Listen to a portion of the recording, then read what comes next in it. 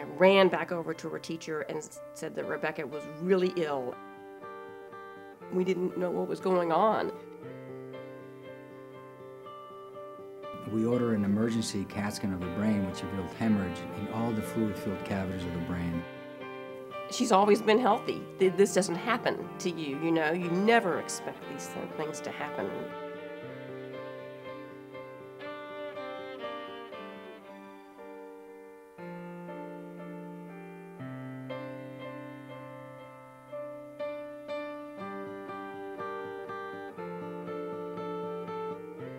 I remember the date, it was April 27th, and I have a big van, so I guess I had about 6 of the kids in the car with me.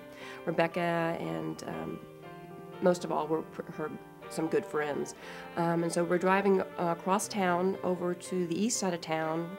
And when we got there, I turned around and like, okay, so let's go ahead and get out and get over there. And Rebecca did not want to get out of the van. She said she had a really bad headache. So I said, why don't you go lay down in the back seat? It's a bench seat, in which she did. And I said, I'll be back in a few minutes to check on you. And came back. It was probably about 10 minutes later to see how she was doing. And at that point, she was sopping wet, just cold sweat. She was totally pale and glazed in her eyes. And one of the ladies must have had some nursing experience and immediately said, you need to bring her to the emergency room. They brought her directly to the emergency room at Shannon, and the ER physicians evaluated her. Her symptoms had them worried that there might be something happening inside the head, inside the brain.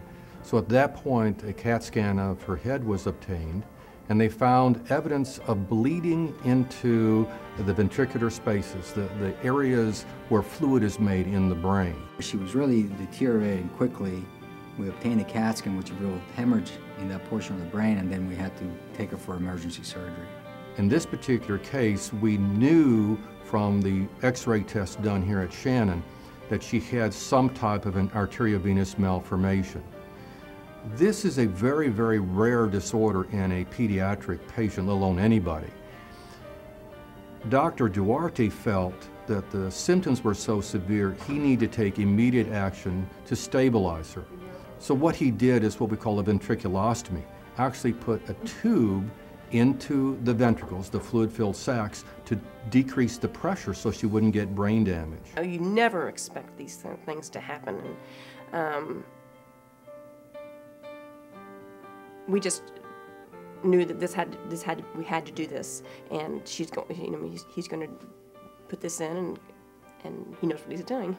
After we stabilize her by draining the spinal fluid from the brain, by decreasing the intracranial pressure, the next step is to find out what the cause of the hemorrhage was, and then number 2, how to fix it. You know, from St. Angelo, we transferred her to Cook's Children's Hospital in Fort Worth. This was coordinated by Dr. Paddock, the pediatrician, but essentially we had a neurosurgeon evaluator at Cook's, and what she had is a very unusual problem. She had what's called an arteriovenous malformation, and what an arteriovenous malformation is a tangle of blood vessels. If you were to remove it and be able to show you in a ball here, it would look like a tangle of worms. And the surgery, you know, is fairly complicated. You know, as a matter of fact, at the hospital in Fort Worth, at Cook's, they didn't have the necessary team of people to take care of her. And we presented options to the family, and they chose to go to the Southwestern Medical School Subspecialty Hospital for Neurosurgery, the Dale Lipsey Institute in Dallas, where she subsequently had major surgery that completely took out this ball of abnormal blood vessels and cured her. It is amazing. Everything went just perfectly. You couldn't have asked for a better outcome.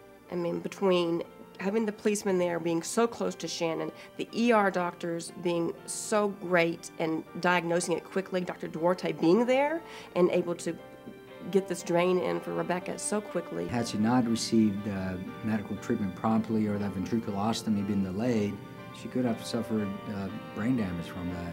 And had she not had the ventriculostomy done properly, she could have died from increased pressure on the brain. We just really appreciate what they did there, because that was basically what saved her life. The thing that pleases me is I've learned a little bit more about the Children's Miracle Network. It's a coordination of hospitals that are recognized to provide very good care for children.